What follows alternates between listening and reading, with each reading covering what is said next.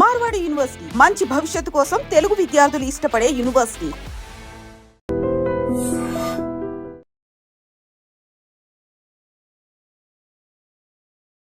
Welcome to iDream media. So జనరల్గా B12 deficiency చాలా మందిని ఇబ్బంది పెడుతూ ఉన్న సమస్య. అయితే దీనికోసం రకరకాల టాబ్లెట్స్ అనేవి తీసుకుంటూ ఉంటారు. అలా కాకుండా ఒక కర్రీ ఉందండి జనరల్గా మనం చేసుకునేదే, కానీ కొన్ని రకాల వెజిటబుల్స్ కాంబినేషన్లు ఈ కర్రీ చేసి తీసుకుంటే కనుక పూర్తి స్థాయిలో ఈ బి కాంప్లెక్స్ని మనం పొందవచ్చు. సో దీని గురించి పూర్తి వివరాలు తెలుసుకుందాం. మీరు మనతో పాటు ఉన్నారు ప్రముఖ vegetable therapist and sun spiritual society founder Vikramaditya Guruji garu. గురుగారు నమస్కారం అండి. సూర్యస్మితల్లి. గురూజీ, జనరల్గా ఆహారంతో మనము అనారోగ్య సమస్యలకు చెక్ పెట్టడం ఎలాగో మీరు చెప్తూ ఉంటారు. అయితే ఈ B12 డెఫిషియన్సీ వచ్చింది, చాలా రకాల హెల్త్ ఇష్యూస్ వచ్చాయి దానివల్ల అని చెప్తుంటారు. B12 డెఫిషియన్సీ వస్తే చాలా ఫెటిక్ ఉంటుంది, సో ఏ పని చేయలేక నిస్సత్తుగా ఉంటారు, చాలా పెయిన్స్ వస్తూ ఉంటాయి, ఇట్లా చెప్తూ ఉంటారు. అయితే మీరేం చెప్పారంటే B12 డెఫిషియన్సీ చాలా మందిలో ఉంది, దానికోసం ప్రత్యేకంగా ఏవో టాబ్లెట్స్ ఏవో తీసుకోవాల్సిన పని లేదు, ఇంట్లోనే ఒక కర్రీ లాంటిది చేసి తీసుకుంటే కాంబినేషన్ ఆఫ్ కర్రీ పూర్తి స్థాయిలో తగ్గించవచ్చని. ఏంటి గురువు గారు అసలు అది? మాక్సిమం 50% రోగాలు మన వంటింట్లోనే మనం తినే పదార్థంతో తగ్గుతాయి. అంటే ఒక పదార్థం తినడం వల్ల ఒక ప్రాబ్లం తగ్గుతుంది. ఆ పదార్థాన్ని తయారు చేయడానికి వాడినటువంటి చెడు ఆయిల్స్ కావచ్చు, సాల్ట్స్ కావచ్చు, వాటి వల్ల వేరే వస్తాయి. కానీ ఒక 50% ప్రాబ్లమ్స్ అయితే ఆడవాళ్ళ వల్ల, వంటలు చేసే వాళ్ళ వల్ల తగ్గుతున్నాయి. వేరే రోగాలు వేరే వాటిలో వాడడం వల్ల వస్తాయి. కాబట్టి ఇంత ఇంపాక్ట్ ఉన్నప్పుడు మనం వండుతున్నది అంటే సహజంగా ఆయుర్వేద వైద్య విధానం చెప్పింది, ఏ వైద్య విధానం అయినా సరే, మీరు ఏ మెడిసిన్ వేసుకోవాలన్నా సరే పథ్యం కంపల్సరీ. ఆ పథ్యాన్నే ఔషధంగా తీసుకుంటే రోగం క్లియర్.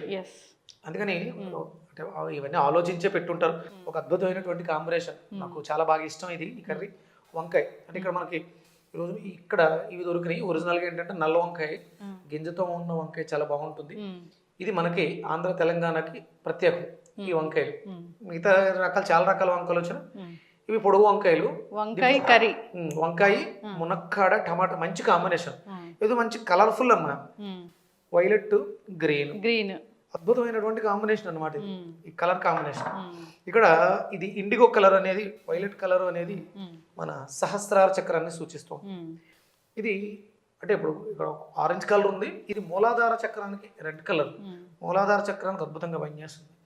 ఇది మనక్కడ మనం గ్రీన్గా తీసుకుంటాం, కానీ ఇందులో ఉన్నటువంటి బ్లూ ఉంటుంది. ఇది మన స్వాదిష్టాన చక్రానికి అద్భుతంగా ఉపయోగపడుతుంది. అంటే 3 చక్రాలు యాక్టివ్ అవుతున్నాయి, సహస్రార చక్రము, మూలాధారము, స్వాదిష్టానం యాక్టివ్. ఇందులో అల్లం కూడా ఉంది.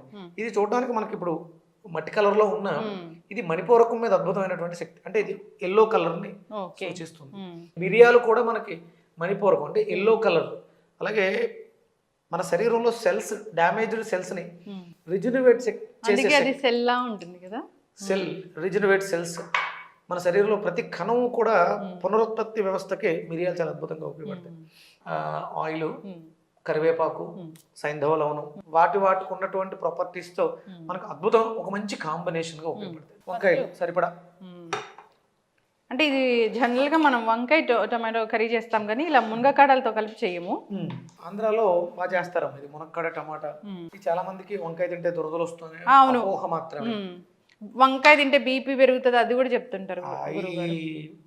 కిట్టిన వాళ్ళు ఇప్పుడు కూరల్లో రారాజు అనే మాట ఎందుకు వస్తుందమ్మా? అవును, మాక్సిమం ఇప్పుడు ఈ కాంబినేషన్ అంతా కూడా B complex family. B12, B2, B5 ఇవన్నీ కూడా మనకి ఈ ఇంగ్రీడియంట్స్లో వచ్చేస్తాయి. బి కాంప్లెక్స్ ఫ్యామిలీ మొత్తం వస్తుంది. ఓకే, మునగకాడలు కూడా కట్ చేసే ఉంది. ఓకే, స్టార్ట్ చేద్దామా గురువు?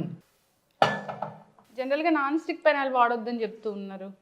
అంటే మరి బాగా హై ఫ్లేమ్ లో పెట్టి వాడకూడదా? నిజంగానే నాన్ స్టిక్ అవాయిడ్ చేయాలా? నాన్ స్టిక్ వల్ల ఆ పైన వేసిన కోటింగ్ కూడా మనకి శరీరంలోకి వెళ్ళి పని ఇబ్బందులు వస్తాయి. అందుకని మట్టి పాత్రలు కానీ, స్టీల్ అంటే మట్టివి దొరికితే చాలా సంతోషం, దొరకకపోతే ఇక స్టీల్ వాడుకోవచ్చు. ఇక్కడ ఇప్పుడు స్టూడియోలో మీకు బాండీ అవైలబుల్గా లేదు కాబట్టి ఉన్నదాన్ని వాడేస్తున్నాం. ఓకే, నాన్ స్టిక్ అనేది మంచిది కాదు అని సైంటిఫిక్ పరంగా కూడా చెప్పడం జరిగింది.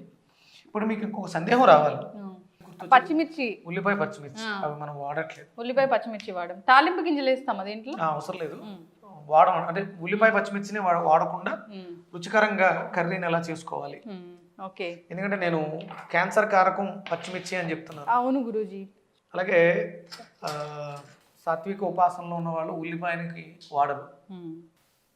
ఆయిల్ ఏదైనా వాడుకోవచ్చు, వంట నూనె, నువ్వుల నూనె, వేరుశనగ నూనె రుచికరంగా ఉంటుంది, ఆరోగ్యానికి శ్రేయోదాయం.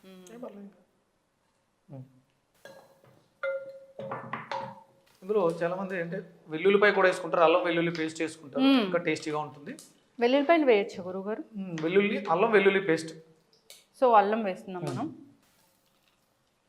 అల్లం ఎక్కువ వాడుకోవడం వల్ల చాలా ఉపయోగాలు ఉన్నాయి. అల్లం బాగానే వాడుకోవచ్చు.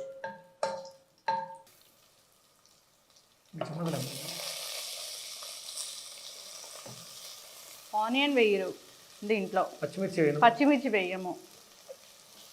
జనరల్గా మనం కర్రీ టేస్టీగా ఉంటుంది, ఆరోగ్యంగా ఉంటుంది. అంటే ఇది ఔషధంలాగా వాడుతున్నాము. అయితే స్పైసీ కోసము మనము మిరియాలు వాడుతున్నాము. అంటే ఒక టైప్ ఆఫ్ కషాయం, ఒక టైప్ ఆఫ్ లేహ్యం కింద అనుకోవచ్చు. అవును, ఇది ఔషధం కింద.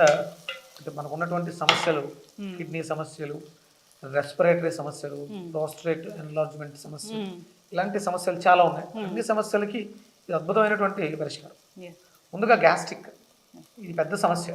భోజనం చేసిన తర్వాత కడుపుబ్బరం, ఇవన్నీ కూడా దీనివల్ల అంటే ఆ ఇబ్బంది లేకుండా మనకి ఆరోగ్యంగా ఉపయోగపడుతుంది.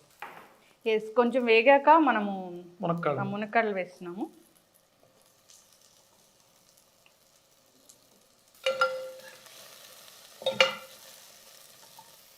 వీక్లీ వన్స్ అయినా అలా తీసుకోవచ్చు గురూజీ? తీసుకోవాలమ్మా. అంటే ప్రధానంగా ఇక్కడ ఇది రైస్లో కన్నా రోటీ అలాంటి మధ్యాహ్నం లంచ్లో పెట్టుకుని తింటే మనకు కావలసినటువంటి అంటే ఈ కిడ్నీ ప్రాబ్లమ్స్తో బాధపడే వాళ్ళకి, కిడ్నీ స్టోన్స్తో బాధపడే వాళ్ళకి, కిడ్నీ డయాలసిస్తో బాధపడే వాళ్ళకి, షుగర్ పేషెంట్స్కి ప్రధానంగా చాలా అద్భుతంగా పనిచేస్తుంది. జనరల్గా ఇలాంటి పేషెంట్స్ ఎవరైనా ఇంట్లో ఉంటే వాళ్ళకి ఏది పెట్టాలన్నా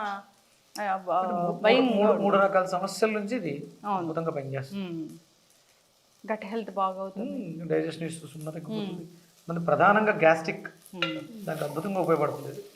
అందరూ కూడా ఈ అలవాటు చేసుకోవాలి. మీరు అన్నట్లుగా ఈ పెప్పర్ వాడడం అలవాటు చేసుకుంటే కనుక ఈ కారం వల్ల వచ్చే అనారోగ్య సమస్యలు దూరం అయిపోతాయి. చాలా కాంప్లికేషన్స్ అమ్మా, మేజర్ కాంప్లికేషన్స్ అన్నీ వాటి వల్ల వస్తున్నాయి.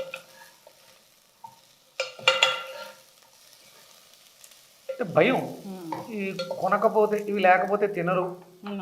పదార్థానికి ఉన్నటువంటి రుచి వల్ల రుచిని ఇవ్వగలిగితే దేన్నైనా మనం సేధించగలం. పసుపు ఎంత వేస్తామా? ఎక్కువే వేస్తాము. ఎక్కువ వేయాలి. పసుపు మంచిది, యాంటీ క్యాన్సర్ ప్రాపర్టీస్. కానీ మనం చిటికెడు పసుపు వేస్తాం, ఎంతవరకు పనిచేస్తుంది అది. తర్వాత ఏదో మళ్ళీ పాలల్లో కలుపుకునేవి తాగేస్తాం. ఇక్కడ ప్రాసెస్లో అద్భుతంగా ఉపయోగపడుతుంది.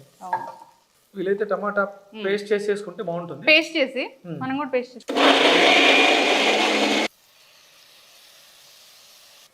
సో జనరల్గా కుక్కర్లో అలా పెట్టాల్సిన పని ఉంటుంది. వద్దమ్మా, కుక్కర్లో పెట్టకూడదు. ప్రెషర్ కుక్కర్లో అట్లా పెట్టడం వల్ల పోషక విలువలు పోవడంతో పాటు లేనిపోయిన అనారోగ్యాలు వస్తాయి. ఉప్పు ఎప్పుడు ఇస్తాం గురువుగారు?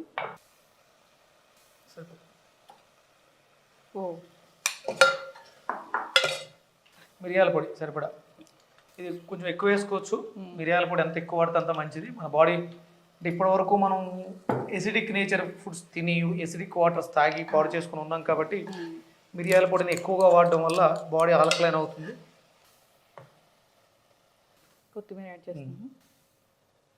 ఇది ఎక్కువగా కావాలి అంటే అన్నంలో రైస్లో తీసుకుందాం అనుకుంటే కొన్ని వాటర్ వేసుకుంటాం, కాసేపు ఉడుకుతుంది. లేదనుకుంటే ఇలాగే ఇది ఒక సెమీ కుక్, హాఫ్ కుక్ అనమాట, హాఫ్ బాయిల్డ్ ఇలా తీసేసుకోవడం వల్ల ఈజీగా డైజెషన్ అవడంతో పాటు రెస్పిరేటరీ సిస్టమ్స్కి, ఊపిరితిత్తులు, ఆస్మాతో బాధపడుతున్నారంటే వాళ్ళకి కంపల్సరీ B12 డెఫిషియన్సీ ఉంటుంది.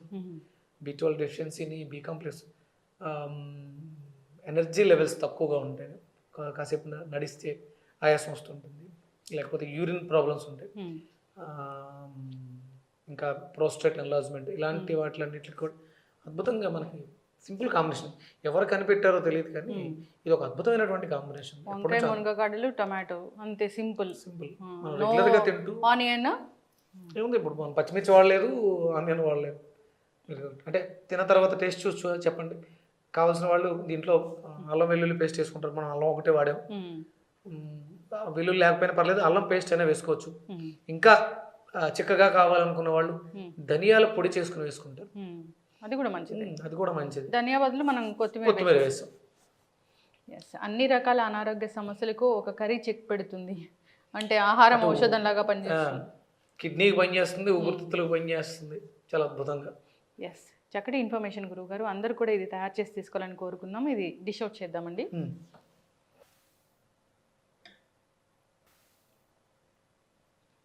ఎస్, అయితే గురూజీ చాలా ఆరోగ్య లాభాలున్న మీరు చెప్పిన ఔషధ గుణాలున్న కర్రీ రెడీ అయిపోయింది. అయితే మీరు చెప్పారు తమలపాకులు లాస్ట్లో గుర్తు చేయాలని. భోజనం చేసేసిన తర్వాత శుభ్రంగా ఒక 2 తమలపాకులు తీసుకుని, మనకి మార్కెట్లో మ్యాంగో సీడ్ పౌడర్ అని దొరుకుతుంది. B12 డెఫిషియన్సీకి extraordinary medicine. Mango seed powder అంటే మామిడి టెంక చూర్ణం.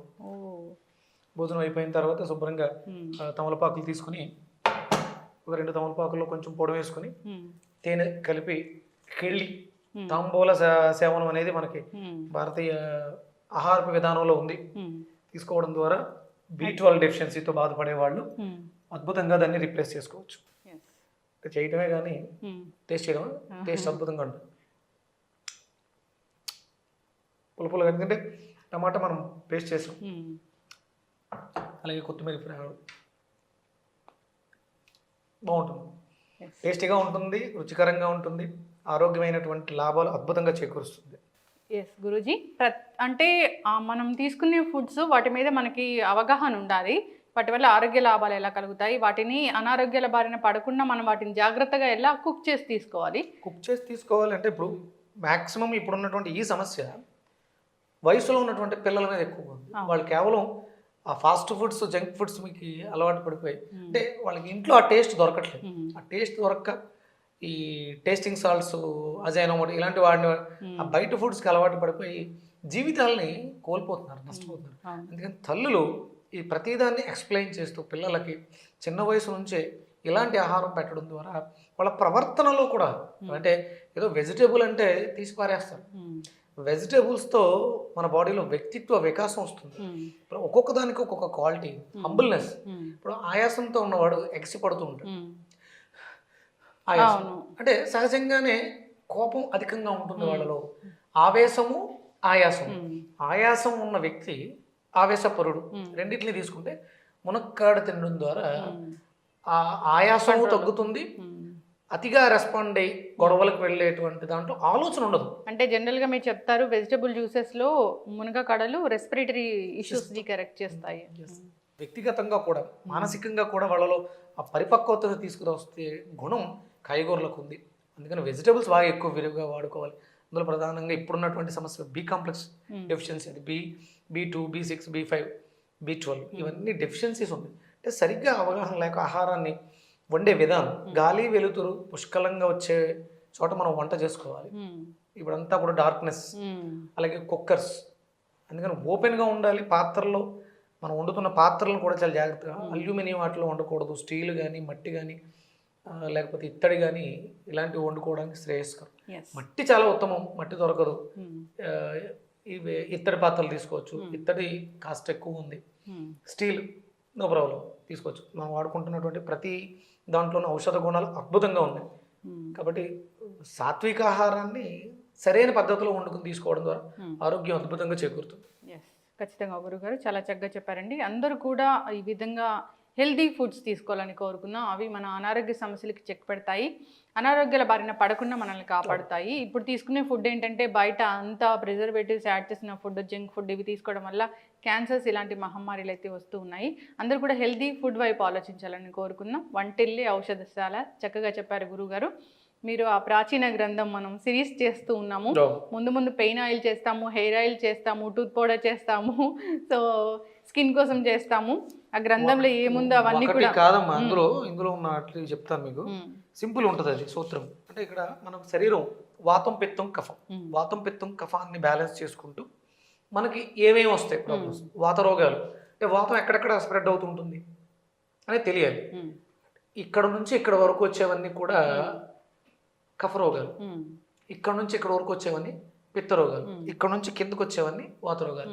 దోషం వల్ల కళ్ళకి, చెవులకి, ముక్కుకి, అంటే మనకు జలుబు చేసినప్పుడు ఫ్లమ్ పడుతూ ఉంటుంది, కఫం కదా, కఫం అంటారు. ఇక్కడ నుంచి ఇక్కడ వరకు ఇది పిత్తం ఉంది, అంటే గ్యాస్ట్రైటిస్.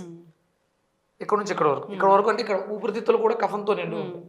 అంటే పుట్టినప్పటి నుంచి 14 ఏళ్ల వయసు వరకు కఫ ప్రభావం ఎక్కువ ఉంటుంది. చిన్నపిల్లలకి జలుబు చేయటం కానీ, అంటే 14 ఇయర్స్ వచ్చేంత వరకు కఫ రోగాలు ఇబ్బంది పెడుతుంటాయి. 14 తర్వాత వచ్చే ప్రాబ్లమ్స్ అన్ని పిత్త రోగాలు ఉంటాయి.